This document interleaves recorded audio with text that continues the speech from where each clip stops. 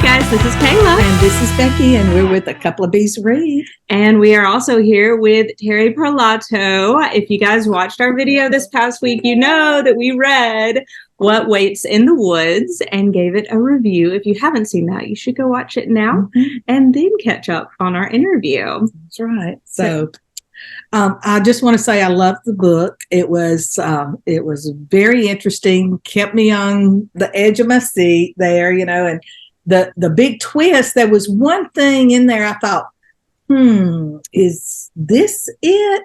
And I was a tiny bit right, but not really. When it happened, I was like, oh, wow. Crazy. So she's lost her mind.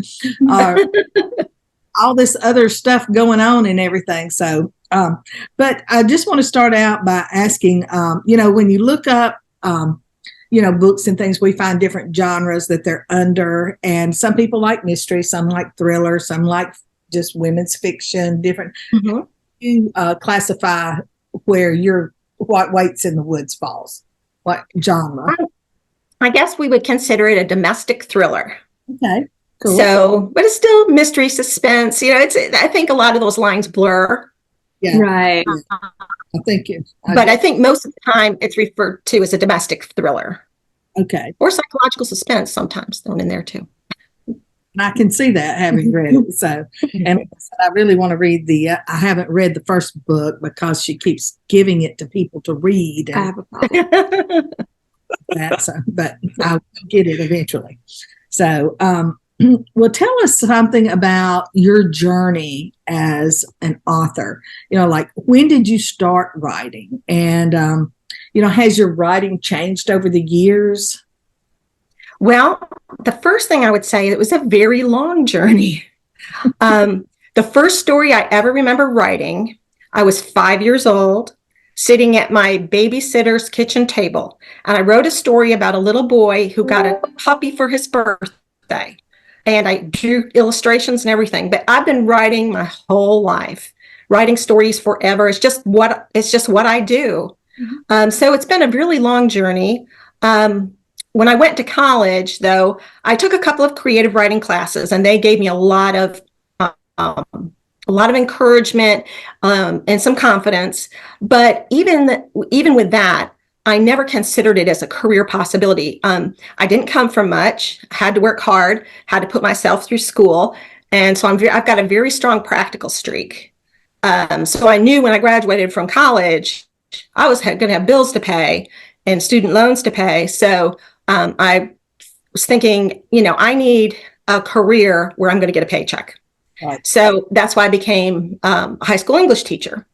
So that's what yeah. So that's what I spent most of my professional life doing. I did have a short stint as a technical writer that was soul crushing, as my creative professor, writing professor, told me it would be for somebody who's creative. But anyway, I was like I said, an English teacher most of my life, but I kept writing. I was always writing. And in the 1990s, I joined the Atlanta Writers Club here and joined a novelist writers group, little critique group. And that really got me to finish some manuscripts. But yeah, go ahead.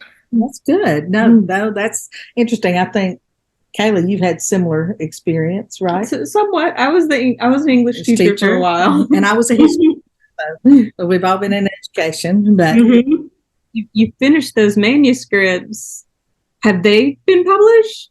Now I have got boxes of manuscripts, boxes and boxes in the attic, in the basement, in my office. Because, like I said, I've written, for more than 50 years, I've been writing stories. So I've just collected them all. And finally, what happened is a few years ago, I told my husband, I said, as much as I love teaching, and I loved it. I said, I don't think I can do this anymore. It was just I was exhausted. And it just is, as you both know, teaching is exhausting. And I told him, I said, I've written all of these things and, I've been writing forever. What if I retired and tried to get published? And bless his heart, he didn't bat an eyelash, and we had at least 2 kids in college still. And he said, if this is what you feel you need to do, then why don't you do it? Wow. So a few years ago, I retired and started polishing up, well, I wrote some fresh things too, and started looking for an agent. And that's how it all kind of happened. Wow. Well, that's great.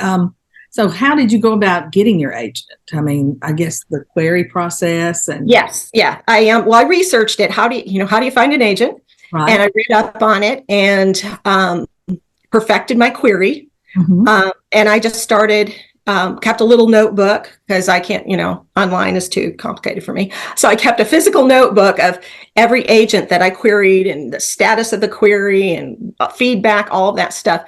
And it took me a while. It took me about 2 years, I think. And I got my agent on my 92nd query. Wow. Yeah. But I did read that from some writing expert, he said, if you don't send out at least 100 queries, you haven't tried. So that told me that, even though I was sending out, 5 or 6 queries a week and, they were building up, it told me to just, keep going. And I had some near misses along the way before I got to 92. I had, a few times when I got really close, but then got the no. But I kept going. Yeah, I think Kayla understands that too. So, yep. But we met Karen White at our local bookstore, and that's what she told her. She said it only takes one yes, regardless of how many no's. It only takes one yes. That's right. So just try to keep encouraging everyone out there to just keep going. Yes. So, yes, keep going. All right. Here's a question. How do you come up with the ideas for your novels? I mean, is from the concept to the finished product? Inspiration kind of comes out of everywhere for me. Sometimes it's an interesting setting. Sometimes, just somebody I've observed, like out in public, a piece of conversation. It can be a lot of different things.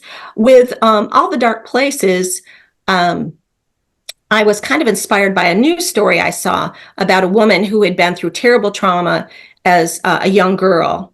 And yet she was coming out with her second nonfiction book to help other people deal with, childhood trauma. And I thought, she has really come through this so well. I'm sure she's had awful struggles, but I was so inspired by her. That kind of gave me the idea for Molly, even though Molly, it takes her a while to get to that place where she's healthy again and whatever. But that was, so a news story kind of inspired Molly for me, but inspiration can come from anywhere. And I'm kind of I'm not a pantser. I'm not an outliner so much, but something in between. I have a basic idea from beginning to end, but as I write, things really develop and sometimes things change completely. So I kind of just go where the story takes me. Okay. Well, that's interesting. So, well, I know time management can be a big struggle for people. I mean, in every walk of life. And then, I know as articles I've read and other people I've listened to, they say that that is a problem, if you're a writer. So how do you, I guess, schedule your writing time? How do you maximize that in order to do your writing? Well, it's very different from what it was when I was working. When I was, and I know that, for a lot of people, they are working a full-time job and trying to write. For me, when I was teaching, I pretty much wrote on Saturday mornings. Right. And that was kind of my writing time. I like to write in the morning, not early. I'm not one of those 5 a.m. people. That doesn't work for me. But I do like to write in the morning because by afternoon, my brain gets kind of mush. But when I was working, I was pretty much limited to Saturday morning, sometimes Sunday. But when I got home from school during the week, I was completely useless. I mean, in any way, every way. So I had to carve out that weekend time. That was my writing time. But now that I'm retired, I'm looking at it more like a job. I I write in the morning, Monday through Friday. I don't usually write on the weekends unless I get super inspired and something needs to come out. So it's so much easier being a retired person to do it, and I know how tough it is for people who are working full time to manage family and career and write. But you got to carve out that like sacred little, even if it's just 2 hours a week, and that's your writing time.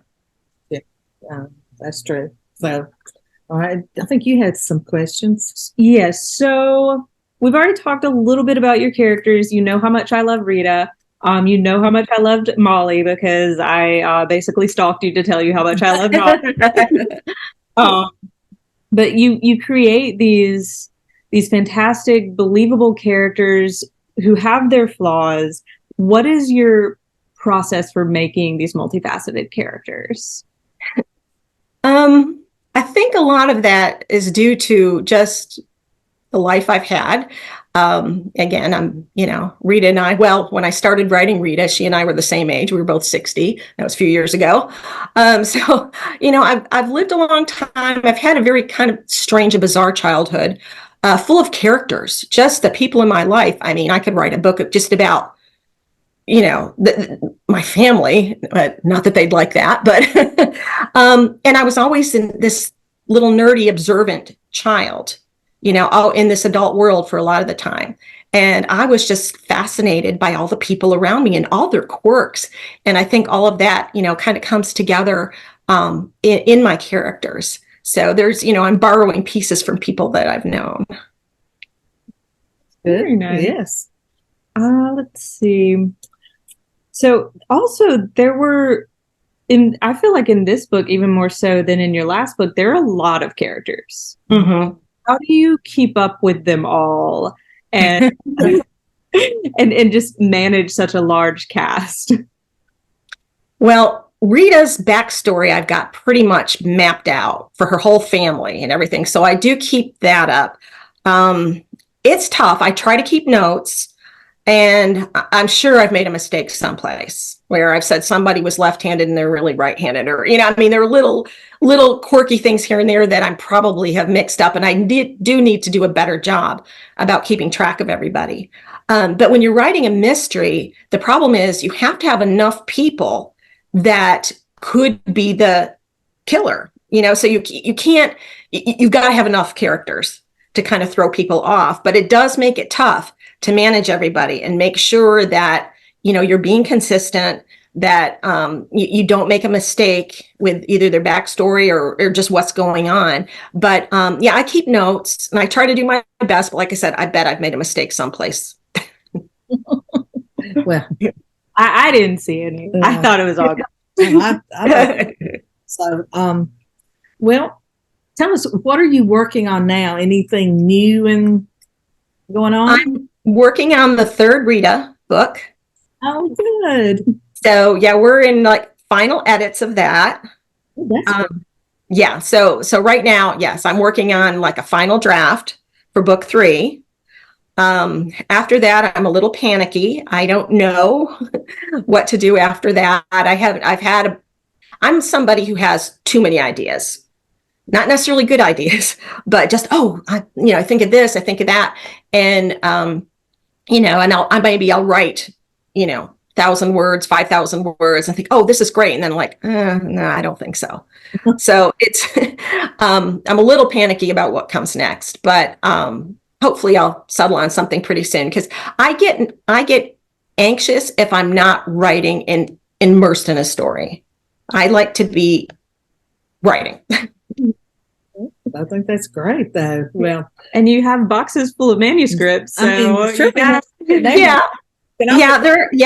there are a couple that are not finished that I'm like, gosh, I really want to finish that. So, it's possible I could pick up one of those but they're not, they wouldn't be Rita mysteries. And in fact, they're different genres, so I don't know how well that would go over, but so I might pull something old out. Every once in a while I do. I look at them and think, maybe I'll finish that. Or some of them are finished. Maybe I'll rewrite that, because when I look back at some of the older stuff, I think, ooh, that's terrible. That needs some work. So you did I can never say what it is. What was that thing last month? The The NaNoWriMo, yeah. Oh, yeah. I've never done that, but I have, like, a lot of my friends have, and I was like, wow, that is great. Maybe I'll give that a try next year, though, because that just ended. So I mean, it kind of worked. I've still got about probably 20K more words to write, but it's fine. mhm. But Well, we talked a little bit about you finding an agent, but what would be your best advice for new writers? To be persistent. Okay. I mean, that's the thing. Be persistent, because when you send off those queries, half the time, I think they just kind of disappear. Even when you research the agents, and you should research your agents, who's looking for what you write right now. But when those queries hit their desks, you don't know what's going on. They're very, very busy. And they may not even look at it. I found that I didn't get a response on a lot, maybe half of the ones I sent out. Some of them will be so busy that they're just going to give you a quick no without really looking very much. So you really have to not only find the right agent, but you have to find him or her at exactly the right moment. So that's another reason not to get discouraged. If you sent out 1 million and you're just not getting anywhere, just realize that there's a lot of luck involved, hitting the right agent at the right moment. So I would tell new writers, and, join a writers group, so that you're with other writers who can encourage you, and give you feedback, and, you all help each other. So those would be probably the two things: join a writers group and, be persistent. And you said you kind of what spurred you on was you joined a writers group in Atlanta. Mm-hmm. Any other organizations besides your local ones that you have found helpful? Well, I've joined Sisters in Crime and International Thriller Writers.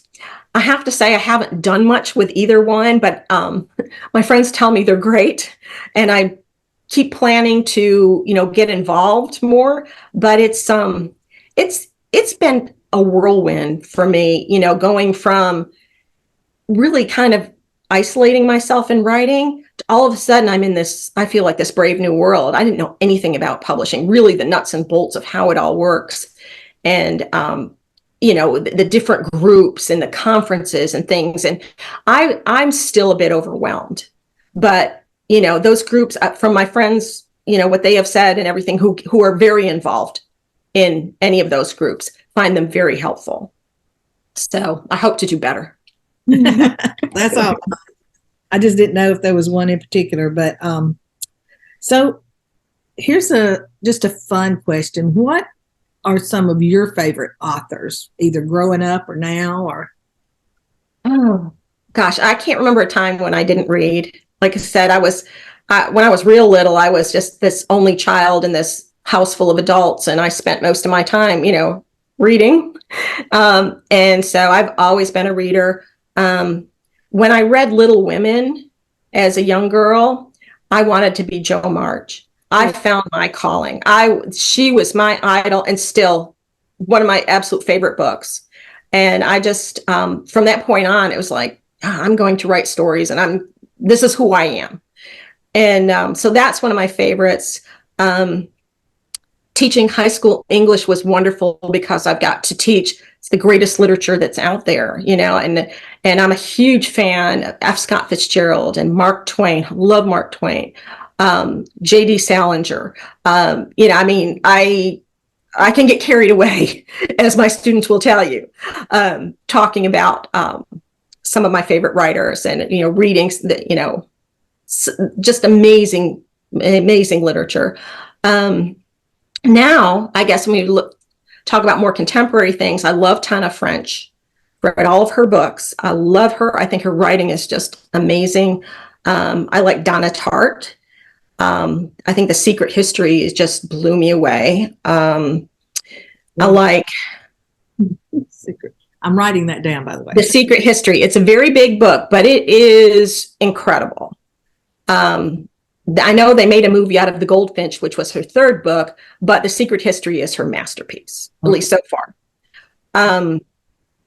I read, going back to an oldie, Patricia Highsmith, Strangers on a Train, or The Talented Mr. Ripley is one of my absolute favorites. I just love that. And I love the movie too. But I read a lot of genres too. So I'm a big nonfiction person as well, because I'm a big history nerd. So I read a lot of memoirs and things, because I'm just nosy, I guess, like most writers. You know, we want to know, you know, what's going on in people's lives. Yeah. Well, and I think knowing that, and I think it makes you a good writer or a better writer, you know, when you're biographies of, you know, these great people, and gives you yes, you learn a lot. Yes, definitely. So, well, that's great. Well, is there anything else that you would like to share with us, or let your fans know? I know What Waits in the Woods comes out December 26th. And I know you're probably doing some press right now. Do you have any upcoming signings that you're doing that we should know? We are doing a pre-launch party at my local indie bookstore that Read It Again books, and they're amazing. On the 23rd, they got permission to have just a very limited amount of advanced copies. So we're going to do a signing there, and then a signing at my other close by indie bookstore called Johns Creek Books on the December 30th. And then in January, I've got a few kind of sort of local, I guess. I'm going as far as Greenville so far. But yeah, we haven't, I'm not sure where we'll go once we get past January. Okay. So something's coming up. I encourage everyone to get the book, because we both gave it a 5-star because we loved it. And thank you so much. I really appreciate it. Yes. Well, you know, I did. I just really enjoyed the book. I enjoyed Esme, and, you know, our little ones are in ballet and everything. So we're kind of in the dance world a little bit on the toddler side, you know, but right. See the girls there and just know what it means to some of them. And so, you know. Right. Yeah. And I'm a huge ballet fan. Love ballet. Always have been. Didn't get to do ballet growing up because we couldn't afford the lessons. So I kind of practiced on my own in my room. But one thing about writing this book is I would sit at my desk and just watch ballet videos, and I loved it. And I thought, well, this is research. Yeah, that's exactly right. So, you know, that's one thing that fiction, I think, gives you as a writer, is your chance to live out things that, even though it's kind of sad because Esme, of course, her career's over, but, you know, realistically, ballerinas don't have a long career. And, but it gave me a chance to delve into the ballet world a little bit. And I love that. And if I know a lot of our subscribers are subscribers to Aardvark as well, and this was a pick for this month. So I opened it up and I was like, wow, it's great. It's not a secret that it's what I ordered from my Aardvark box. For those of you watching, if you are a member of Aardvark, definitely order from Aardvark, because it's a pretty hardcover that will match the first pretty hardcover. That's right. The other thing is, if you're not a member, you should be, and this can be your first book to purchase there. Absolutely. Well, Terri, thank you so much for talking to us. We're going to quit recording now, but everyone, thank you for watching. Thank you. And thank you so much.